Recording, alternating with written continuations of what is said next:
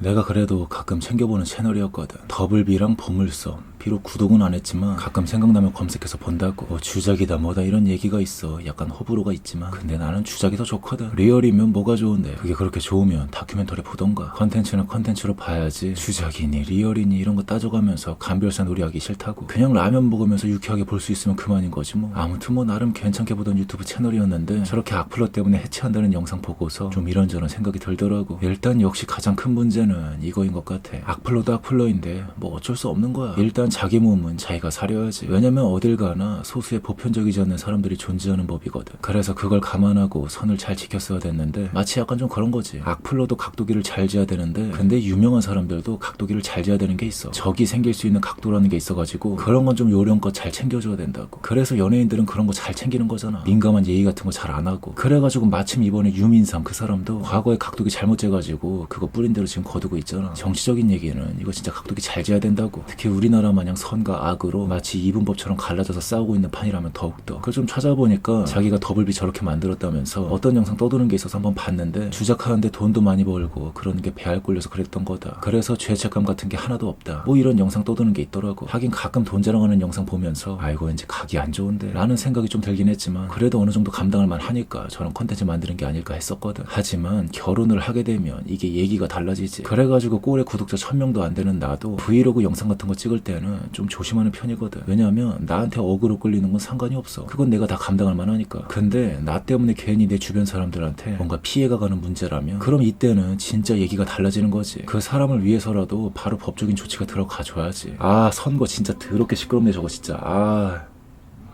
쉬었다 하자 좀.